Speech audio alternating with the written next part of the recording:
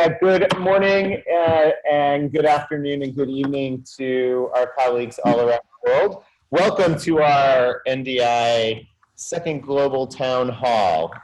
This is a continuation of the format that we developed last time. I want everyone to know that we took the great comments and feedback that you had about the format, what worked and what didn't, and we have tried to make adjustments to make today's Global Town Hall meeting all the more effective and interesting as a result. So thank you for those comments. As we did last time, we'll be soliciting your feedback on this format and the speakers and the content that we provided. So please do fill out those forms when they come to you. We are sharing a lot of information this time during the course of the hour. So please, if there's something you think we didn't cover or there's something you'd like us to cover in the next Global Town Hall, please let us know that too in the feedback. Let's briefly review the agenda of this format. We will begin with initiatives. These are new and large initiatives across all of NDI. We'll then follow that section with updates. These are typically things that you're already familiar with in your own gateway or center, but we're sharing those with a wider network so that we have a greater appreciation of some of the unique projects that we're working on at the moment. After that comes Spotlight. You will remember last quarter we met and learned more about Catherine Leung and our operations in Hong Kong, and this time we will be spotlighting Jerusalem. And welcome to Jerusalem on the call. By the numbers is the next section. That will include social media tips from Maggie in Dublin. And then finally, we'll finish with the Insider that provides you with updates about colleagues, both professionally and personally. We have a lot of things happening in Jerusalem right now, and we're going to start the initiatives section off with that. I'll turn it over to Hannah Hemphill, our academic director, to introduce the first initiative. Hello, I'm Hannah Hemphill, academic director of the Q4 Gth. This past summer, Avi Lenitzer, a recipient of the Schwindlein Family Tel Aviv University grant, brought a group of students to the Holy Land to embark on the first formal archaeological grounds maritime tour. Their experience was captured on camera. Follow along as they look for clues buried in the ancient soil of the Holy Land.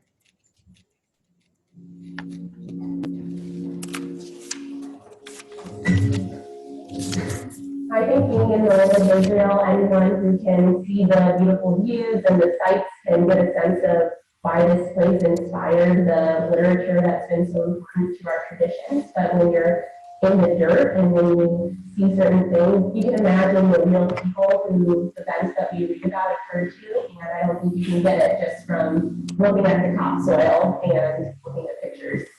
One of the things that we've heard a lot is that in order to really deal with material culture, it really helps because that's like engaged.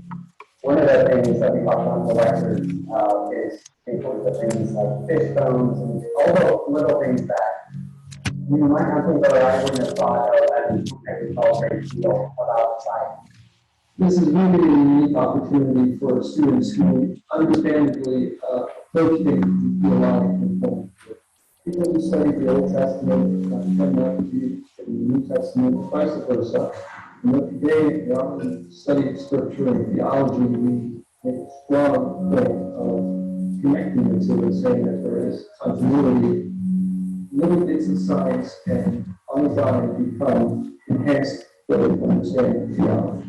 It's been really good. We've had really great leaders who've been very patient with us, teaching us the basics. Anyone can fill a bucket with dirt, so not everything requires a ton of technical skill. But we've also been able to get down in there and deal with things that could be the subjects of books later and give us tons of information. So even as beginners, we've gotten to do some really cool things. Other than the heat, it's just a lot of fun. I personally, in the work I've written so far, have not really delved into much of the material culture, but I think this is going to help me have an awareness of it in the future. Don't know what that will look like, but it's something I want to keep my eye on, and we'll see how much it impacts in the future.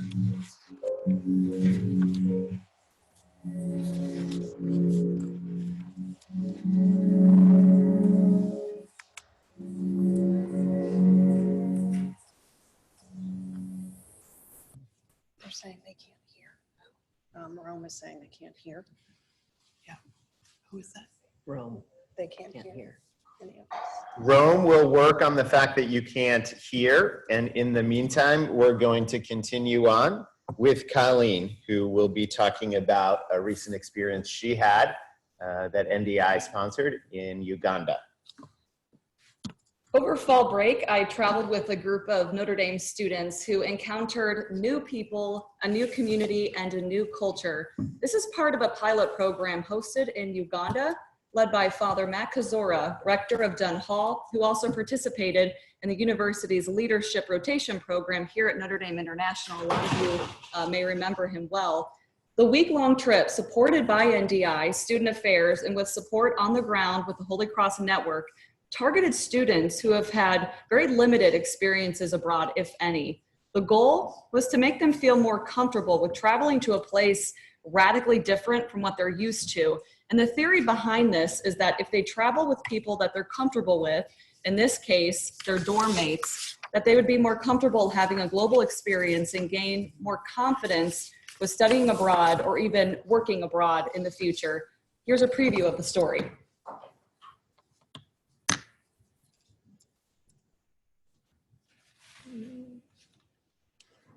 Corey, remote, it's not working.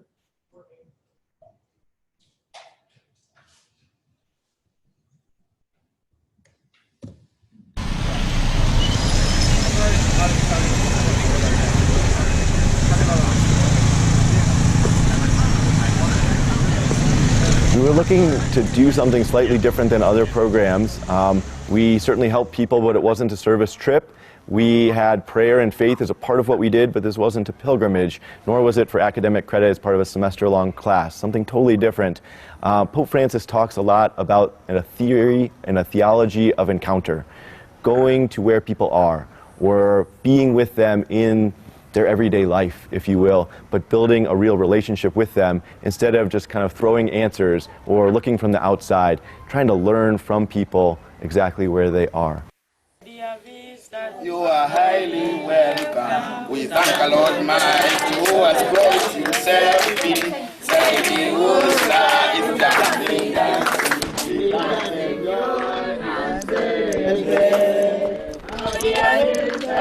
highly welcome. The Lord Mighty who has brought himself in. Saying, Wosa is dancing, dancing. We dancing, Lord, and celebrate.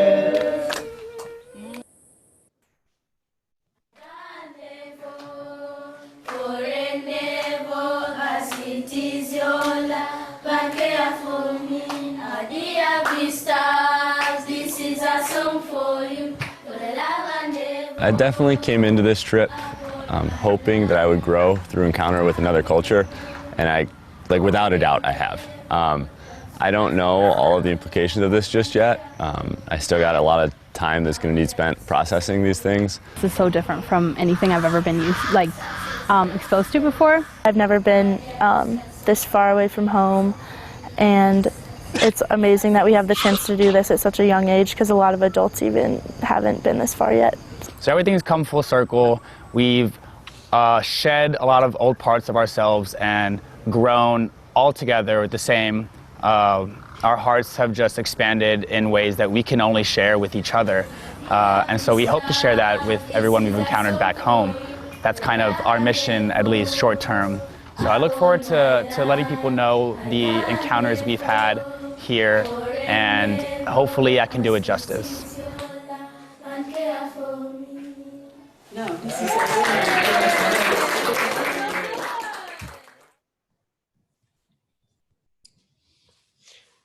I have a meeting today to follow up with Aaron Hoffman-Harding as the Vice President of Student Affairs, as well as Father Matt, to talk about the future of this program. I thank Colleen for going and for chronicling that experience, and watch for more details of this initiative to encourage more students to study abroad in the future. I'd now like to turn briefly to some updates about some of the staff changes that we mentioned in September. The new leadership team here on campus that I lead and that supports me and all of our work are listed on this slide. Angie, Megan, Joya, Jonathan, and Leah, you are all familiar with, and you're still getting to know our two newest members of the leadership team, Beth Swift, who is from the Division of Finance, but embedded within our office, and then Megan Costigan, who is embedded with us from the Division of Human Resources. You also know Hongju, of course, who is our new Director of Global Education. This leadership team, we met in the summer for a retreat, and I wanted to share with you what came out of that retreat. The group worked together to come up with a charter that would explain and focus us on what our work would be together. So we came up with a charter and a series of values that we feel should infuse the work that we do with one another around the world. So I want to take the time to read this slide out loud so that you can hear those new qualities in the charter and have them be a hallmark for how we interact with one another. Working collaboratively as a team under the leadership of myself, guided by the values of respect, integrity, transparency, accountability, and teamwork, the Notre Dame International Leadership Team shares responsibility and accountability for strategy development and execution, financial stewardship, representation of NDI in interactions with campus external stakeholders and partners, support for the continuous professional development of all NDI colleagues, and cultivating a climate of professionalism and positive work environment, modeling our values in the ways that we work. Through these commitments, guided by the university's mission, we seek diverse perspectives and innovative practices that drive Notre Dame's growth as a global university. We had this retreat in part to re-ground ourselves with these values, to come up with them, to own them and be accountable for them, and to hold one another accountable. This comes as well out of the work of the ND Voice, and we will continue to let these principles guide us as we execute off of the strategic plan. I now want to turn to the other team, the faculty engagement team. This team is responsible for engaging faculty and drawing more faculty in to the work that NDI does, both here on campus and around the world. Its members are Angie, Jara, Jonathan, Ann, and Warren. And I'll turn to the next slide so you can hear what we came up with on our retreat earlier this fall. Here, the faculty engagement team is responsible for the following: providing insight, guidance, and information about global academic leadership, providing expertise and support on optimizing global education curricular design on and off campus, facilitating NDI partnerships with faculty, departments, schools, academic deans, and institutes to expand faculty engagement throughout the global network, and then finally to encourage, support, and showcase faculty international research and influence the university's strategic research themes and initiatives with international partners. Of course, everyone across the NDI network has interactions with faculty members, but we wanted to create a faculty engagement team that could spearhead and lead those efforts and channel that work in a successful and strategic way. The faculty engagement team will begin meeting soon with all of the different academic departments on campus, following up on the work I did a year ago, going to each departmental meeting and reintroducing NDI. They will go and be working to solicit new research and new teaching and new curricular opportunities. So that's an exciting new development as well. This was what came out of the retreat. Please talk to your team leader or to me if you have questions about that. Now let's go on. We'll head into the update section, and I'll turn it over to Catherine to give us an update on how International Education Week went last month. Catherine. Thank you, Michael. We recently wrapped up an incredibly busy and successful International Education Week. For those of you who don't know, IEW is a national event that is coordinated by the U.S. Department of State and the Department of Education. This year, NDI hosted a series of events to celebrate and promote global education opportunities.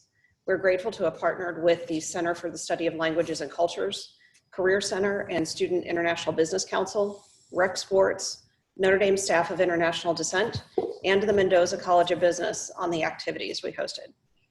Thank you as well to the members of the NDI team from all around the world who made this happen. Rafa, David, Paula, Heather, Leah, Lisa, Megan, Sam, Laura, Diraj, Vivian, Reagan, Miranda, Geraldine, Jonathan, Diane, Allie, Judy, and Colleen. And here are some highlights of the week's events.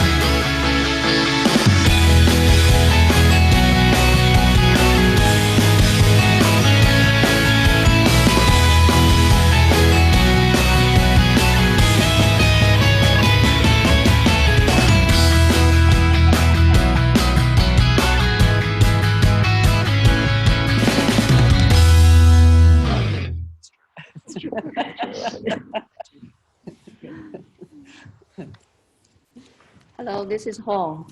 I'm going to share some information about the study abroad numbers. So our application for the academic year and semester, the cycle 20 and 21 is closed. We have, as you can see from the slide here, 1,575 applications. And among that, 1,044 unique applicants. What that means is among them, 5,000 or so students submitted 2 applications. We're going to start reading files soon, and the decisions for the next academic year will come out the end of January. The summer application opened on November 15th, and it's in progress right now, and it will close February 1st. We have this year 4 new summer programs, 1 in Paris, 1 in Milan, 1 in Mumbai, and 1 in UK, London. That's the journalism one. Also for the numbers academic year, I'd be happy to share a few more details. So of the 1,044 applicants, as you can guess, London has the most with 325 applications, Dublin 178, Rome third 132, and the 4th is Toledo, and number 5th is Santiago. And of those 1,044 applicants, 55% female, 45% male. And from the different colleges, Mendoza 30%, Arts and Letters 35%, College of Engineering 14%, and College of Science 21%. And I think that's all I'll share for now. Okay. Thank you, Hong. We'll now turn it over to Jer to talk about the 2019 NDI Grant Awards. Hi, everybody. We have just completed a cycle of awarding our fall faculty awards. And I'll just briefly summarize the slide. We have awarded 2 for the Asia Research Collaboration Grants, and actually we still have 1 pending there. 3 for the LUXIC, which is the collaboration with PUC in Chile. 1 for the Winnie Family Beijing Global Gateway Grant in Beijing, obviously, and that's our first award there. 3 from Mexico, and we had previously awarded 5 for the International Research Travel Grant, actually earlier in the semester. With our partners on campus, the Keough Nocton, we have awarded 4, which is pretty significant. 2 of those are domestic and 2 of those are international, 1 in the UK and 1 in Australia. And we are just about to award 2 with the, it's not mentioned on the slide, but 2 with the Italian Studies Center for their Library Research Award.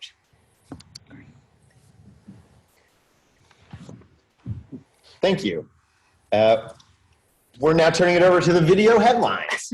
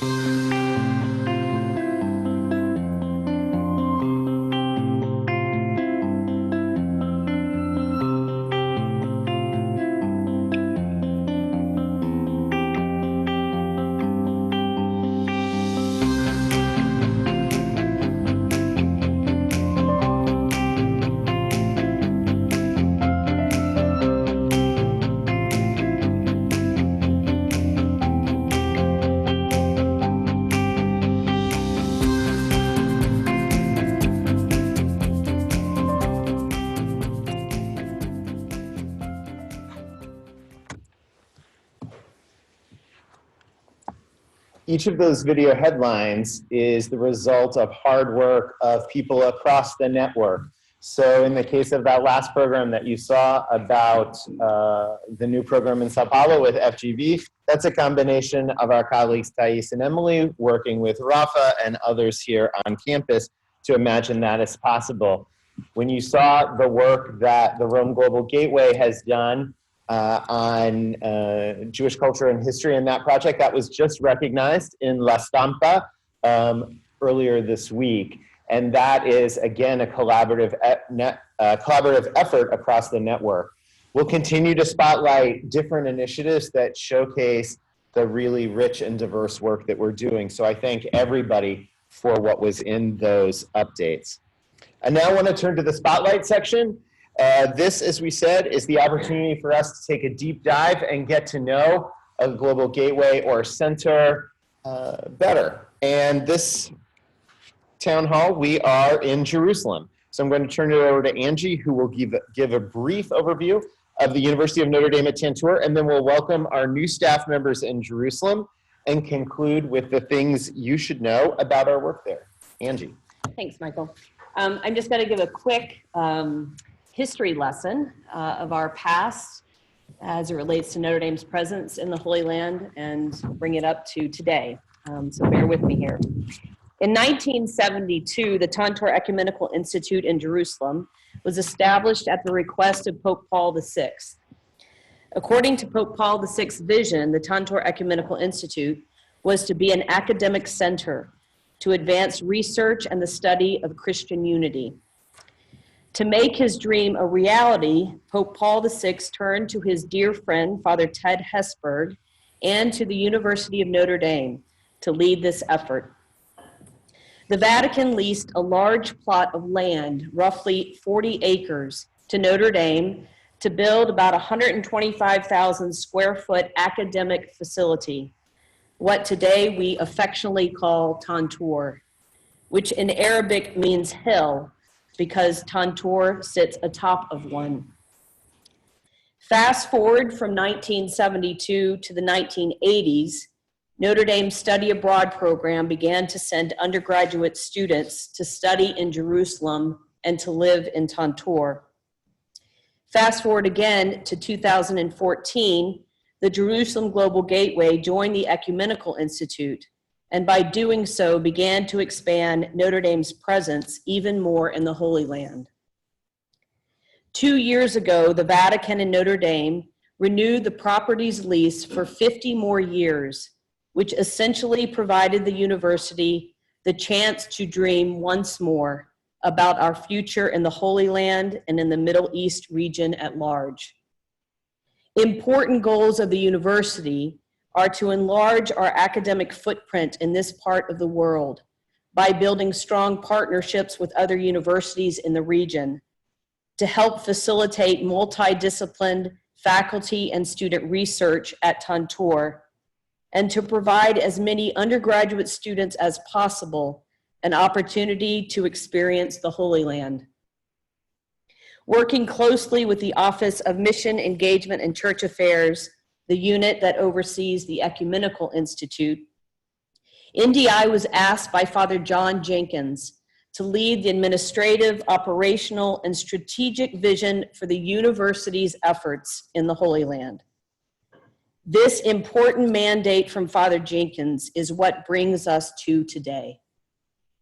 NDI is leading the effort on behalf of the university to extend the global reach of faculty and student research and scholarship in the Middle East. To this end, we felt it crucial to unify the various programs taking place at Tantur and to advance the university's brand in the region. So with this in mind, I am absolutely thrilled to introduce more formally and under a new name, the University of Notre Dame at Tantur, and to welcome our NDI colleagues from Jerusalem. The video that you are about to see speaks for itself, but let me emphasize how grateful, very grateful I am for the work of so many people, both at Tantur and here on campus, for the work that has led us to this point. More importantly, though, I am grateful and excited that NDI will continue to advance the original vision of Pope Paul VI and the mission of the University of Notre Dame in the Holy Land.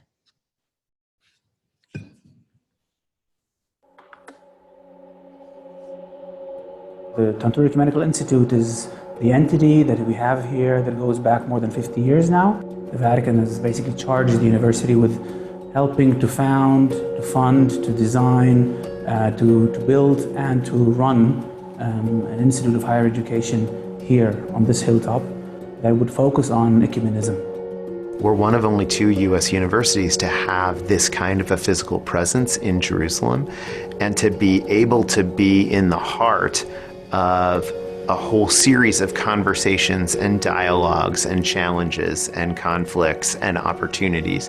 And to that end, we've wanted to grow our presence, grow the identity, so people know that the Tantour Ecumenical Institute is there and continues to thrive and flourish. Also at Tantour is our Jerusalem Global Gateway. So that involves certainly our study abroad programs for the fall and spring as well as for the summer, but also the opportunity for Notre Dame faculty to come to work and to research and to write in the Holy Lands as well.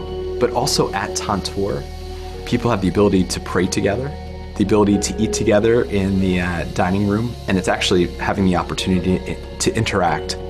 Tantour has also opened its doors to local organizations that seek to bring Israelis and Palestinians together. Our location is indicative of our vocation, and Tantour is right here at the crossroads. So that's really what our fundamental mission is about. It's about building bridges between faith communities, between peoples who have fundamental differences, whether theological, political, ethnic. We are kind of a refuge for these dialogues and discussions. I think it really is an exciting opportunity as we've renewed our 50-year arrangement with the Vatican and now have committed to another 50 years. I think it really provides a wonderful opportunity to think about the future. We are really stewards of that original mission that Pope Paul VI gave to Father Ted. What better place to be that force for good in the world, given our identity, our mission, and our values, than in Jerusalem?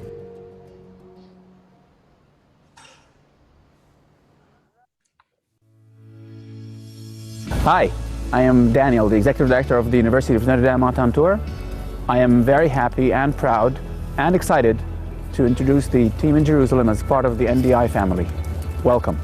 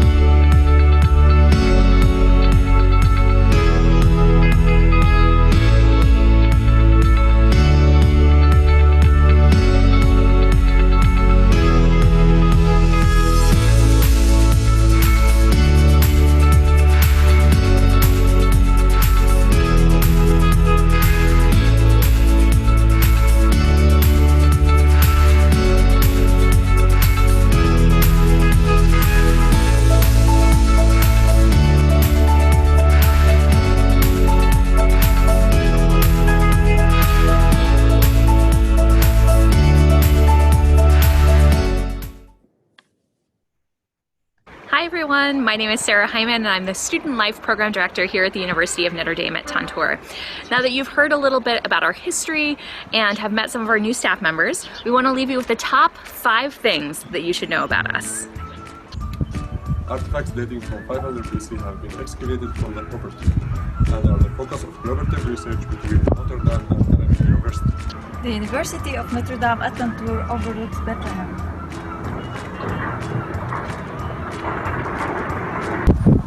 There are 500 olive and fruit trees at the property. Kitchen staff cook with olive oil pressed from our own olive trees. There are 10 kids at Tantour. More than 1,000 guests stayed at Tantour last year. We hope this gives you a little snapshot into our oasis here in the Holy Land, and that you'll visit us sometime soon. Until then, masaleme, shalom, and goodbye.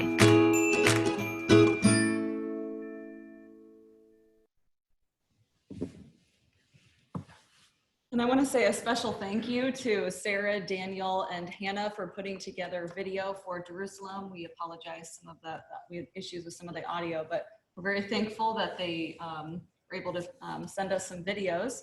I also want to say a special thank you to Tom Finch for putting together the video of the Jerusalem staff. That was an actual animation, and it took him, quite a while to kind of figure out how to do that. So we're very thankful for Tom for putting that together. Thank you, Tom. We had a lot of great feedback that you want to hear more voices in the town hall and get to know our staff members just a little bit better. So I hope this format will allow us to do that. And I want to give a shout out also to the strategic content team here on campus who produced these amazing videos and stories about our work in Jerusalem. I wish I could take credit for those videos, but that was a full-blown team at Strategic Content. We're very thankful for that. I encourage you to look at the Jerusalem website where we feature links not only to the videos, but also to the long-form versions of the stories that you can read online.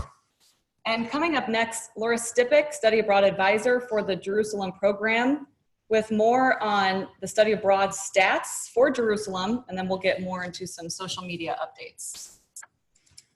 Perfect. Thanks, Colleen. I just want to give a quick update about our numbers in Jerusalem. As kind of has been mentioned, this is a very exciting opportunity for undergrad, so I'm very proud to be able to work with this program.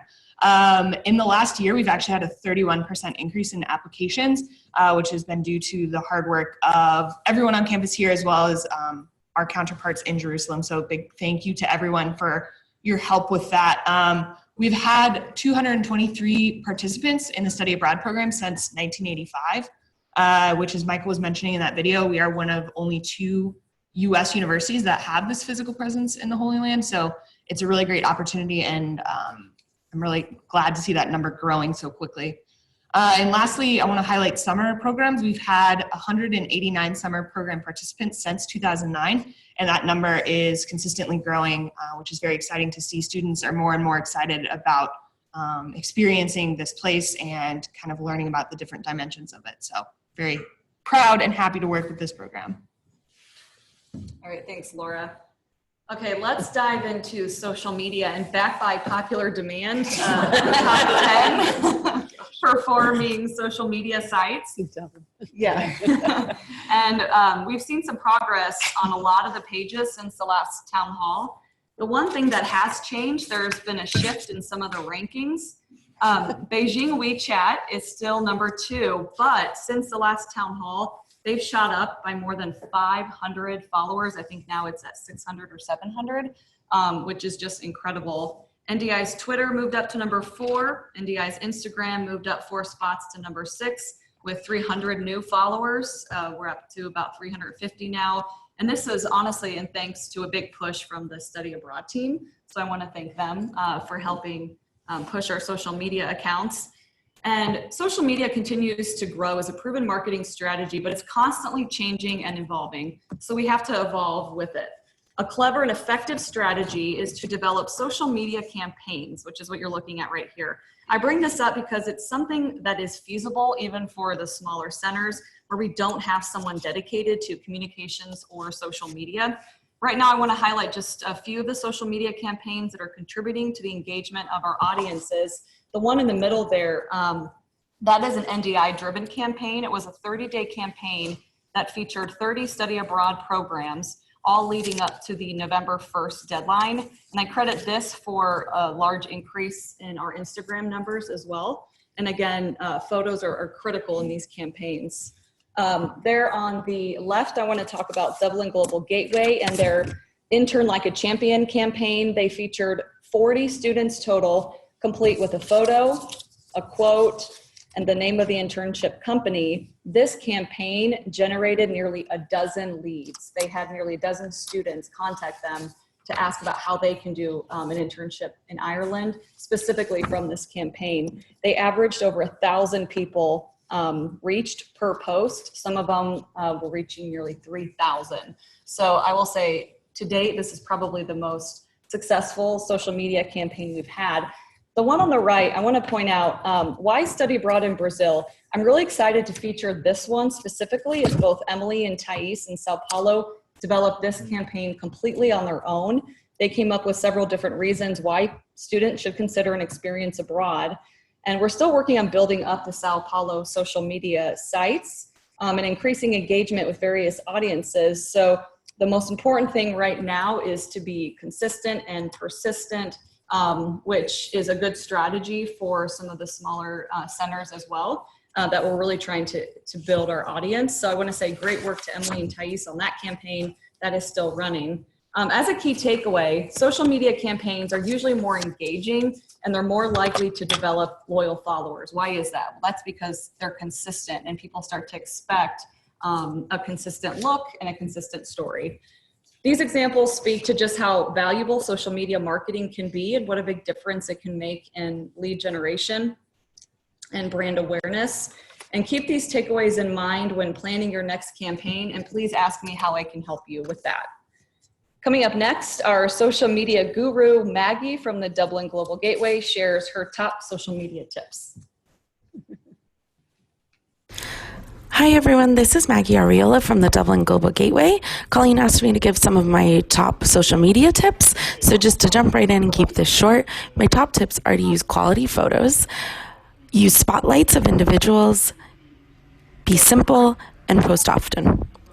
For quality photos, that's a good camera and good lighting, really. The lighting's the really most important part. I take everything on my phone. You don't need a really expensive camera to do this. For simplicity, don't use too many hashtags. I see that a lot. It really muddies the message you're trying to get across. It's a little bit difficult to read. And along with simplicity, like I put up above, try not to use any Instagram filters or overly edit or overly filter your photos. It's a bit distracting, and the trend now is back to much more crisp, clean photos. I've also included 2 kind of cheats to post often without having to make your own posts, which can be a bit time intensive. So definitely check those out. And I've listed a few additional apps that you can use. If you have any more questions about this, you can reach out to me and I can explain anything else, but I don't want to chat for too long. Then I have a second slide about Instagram versus Facebook. I tend to think of these apps in different ways. Instagram is really minimalistic, simplistic, less is more. It's great for posting photos of individuals, posting candid photos, and whereas Facebook, I think of it more as a photo archive after a trip or an activity that we've done with the students. Maybe we just kind of dump a lot of photos into a Facebook post. It's a good spot for group photos and for videos as well. The last slide really is just to talk a little bit more about how important the quality of a photo is. If your photo isn't a great quality, it doesn't really entice people to maybe click on the link you're trying to promote and check out that program that you want to draw people to your website or something like that. The photo on the left is a fantastic photo. I love it. The girls are having a ton of fun, but it really is really backlit. Their faces they're kind of dark there in the forefront of the photo. It is a bit grainy because I tried to edit it and help the backlighting situation. Whereas the photo on the left, completely unedited, it's just good lighting, soft lighting, illuminates the face, and really hones in on our students there right at the front, and they're also having a great time after a hurling exercise. So yeah, that's pretty much it for me. I really think that the good quality photo is probably the most important part of social media, because if you don't have that quality photo, no one's going to be reading the caption or clicking on that link that you're trying to promote. So thank you guys.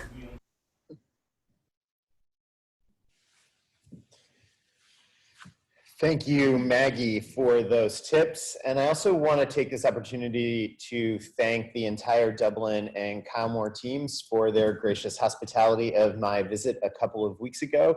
It was wonderful to be back in Ireland and to learn about the great new work that they're doing on their programs and how we're continuing to grow in the West with NUI in Galway, and how we're also preparing for the football game in August of 2020. So much more will be focused on Ireland in the months ahead. I should also note that Maggie, besides being a social media guru, is actively involved in the internship program in Ireland and has great tips about that work as well. So thank you to Kevin, Lisa, and the entire set of teams in both places. Now I'd like to go on to the Insider. And this is our opportunity to welcome new staff. I've already mentioned Megan Costigan, who is our new Senior Human Resource Consultant here on campus. Beth Swift, who is our Senior Director of Financial Operations and Administration here on the main campus.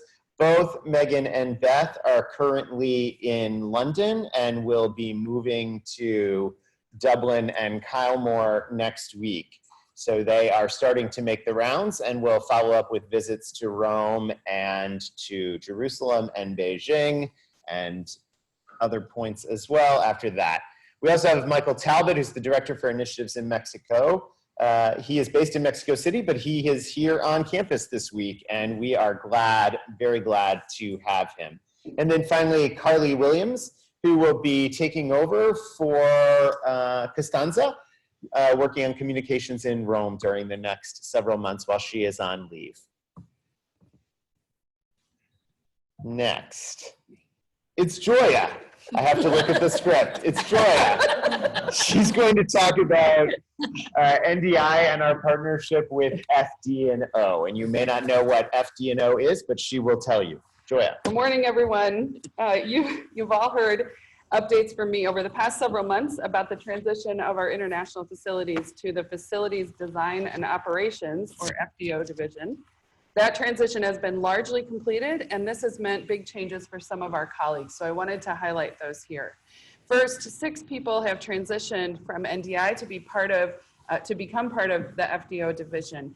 5 of them are in London. Up on the screen here, Patrick Asumadu, Sokol Bala, Haron Huggins, Brian Clue, and Norbert Pletka are the folks who keep Conway and Fisher Halls in London in great shape. And that doesn't only mean keeping the heat on in the winter or the lights on in the dark. It also means keeping these large historical buildings in the heart of London in beautiful shape in order to best serve our students, staff, faculty, and guests. In Rome, Anthony Wingfield has been promoted to the Director of International Facilities, and you'll see from his title that he's also continuing in his role as Rome Facility Manager. It's a big job that he's taken on, and a recognition as well of what he's been doing informally all along for FDO and for NDI. Anthony was involved in the Kylemore Abbey renovation, has been involved in the larger projects in London for quite some time, and is now taking a more active role in the Jerusalem plans as we look toward the future there. Also on this slide is Claudia Quaglieri. Claudia, while remaining a member of the Rome Global Gateway team and continuing to support finance and administration, has taken on a new part-time role assisting Anthony in his work across the global network. Those in London and Ireland have already met Claudia, and she'll continue to work closely with Anthony on the work throughout all of the gateways and centers. I'd like to make one final note on this transition. While on paper and in the HR system, these staff members have moved over to the FDO division, they are also remaining full members of NDI. Anthony will continue to be an active member of the Rome team, and our facilities folks in London continue as team members there. You'll see that they're also going to remain on our people pages, and we still view them as absolutely 100% part of our family. However, as part of FDO, they now have significantly more resources, training, and expertise to draw upon. It's a win-win for them and for all of us. So now let's move on to the rest of our team updates.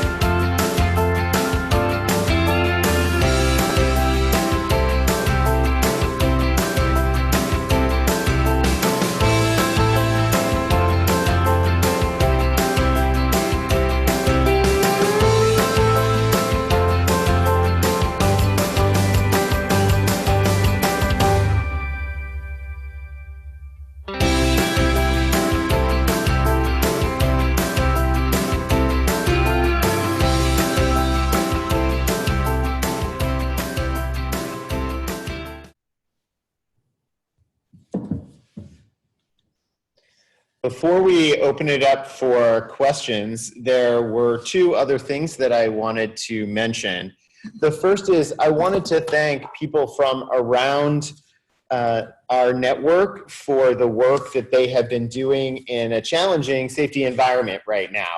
If you think about what's going on in the world and what you read in the headlines, we have had a number of places where we operate, where our students and faculty are, where we have team members living and working, where there have been recent safety challenges. So I want to give a special shout out and thank you to a number of those folks who have been working through complicated environments. Catherine Leung in Hong Kong, as we've worked to change what the future holds for our students there. We have a student who came home early because of the recent protests, and we've canceled the program, or put it in hiatus, I should say, for the spring.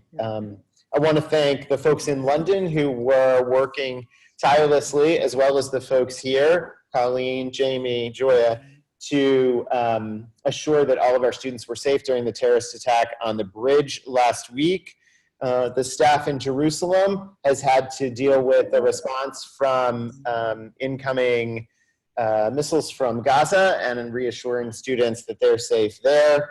And finally, in Santiago, the challenges of the protests and what that means for our students and their mobility in the city. When you think about our work as professionals, we put our students and faculty members and staff members' safety first, and all of us are in the front lines in doing that, but I want to give a special thanks to all those who have been working in a very overheated and busy time with regard to that.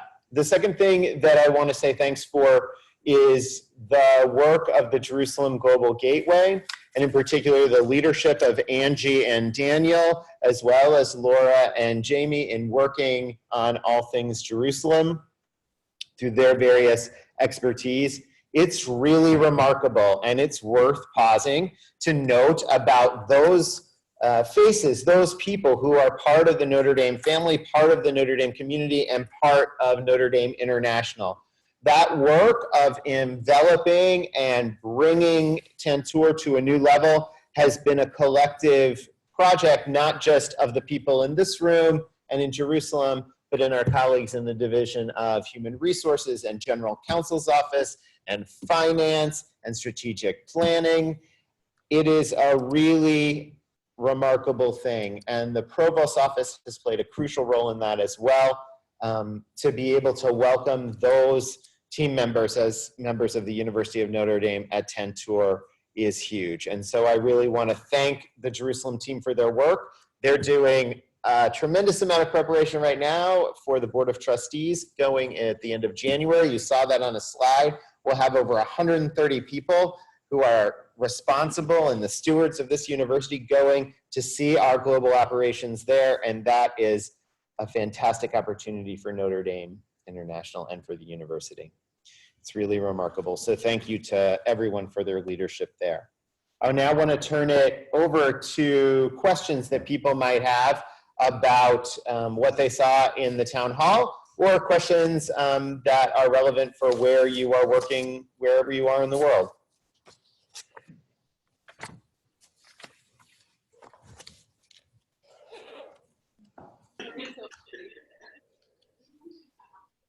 And I should say, if you're on mute, you'll need to unmute to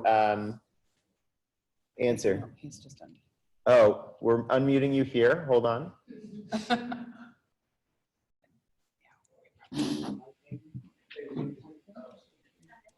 If you've muted your, that for you. We know the noise may be awkward at times. If you're not speaking, then you can remain on mute, but if you have a question, unmute.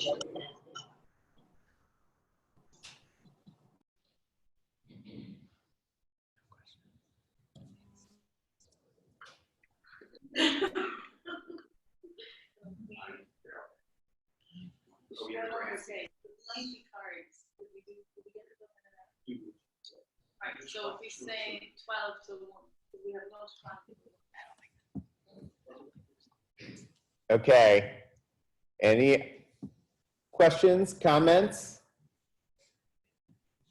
One other follow-up, the ND Voice team, which is comprised of members from here on campus, as well as colleagues from around the world, are continuing to meet with Megan and work on initiatives that are improving our climate. I'm thankful for that work as well.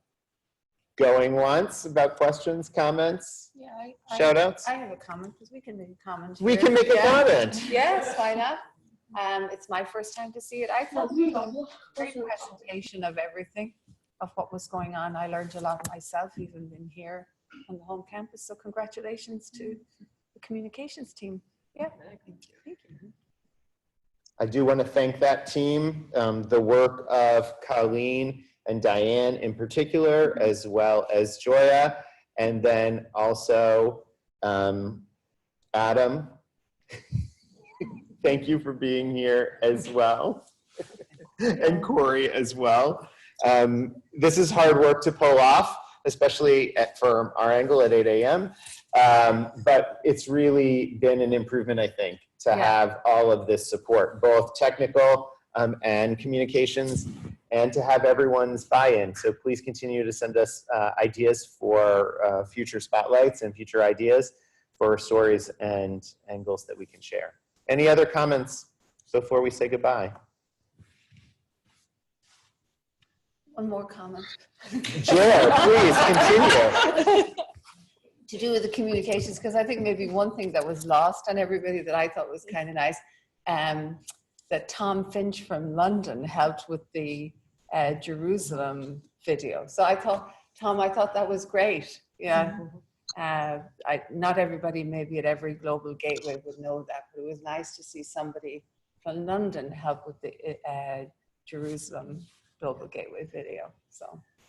And I will say on that point as well, we've started and continue to develop the opportunities for people to move across the network. So Mike went, once he started in Mexico City, he was able to go to Santiago and to see that work. Thais and Emily have been to Santiago to see the work there.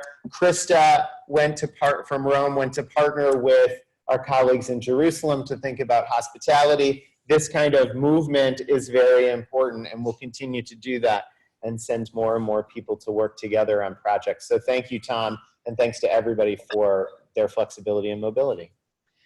This is Joy. I just want to add one other thing is that we've recorded this again today. And so for anyone from your teams abroad or from campus who have not been able to attend, or if you had some issues with the audio, we know that running videos, streaming videos is difficult and it doesn't always work as well as we'd like. So we did record everything and we'll post that later today along with the survey. So thanks to everyone for participating. Thank you very much. Merry Christmas, happy holidays, good luck with the end of the semester, and we will be in touch. Take care and be well. Bye. All right, bye guys.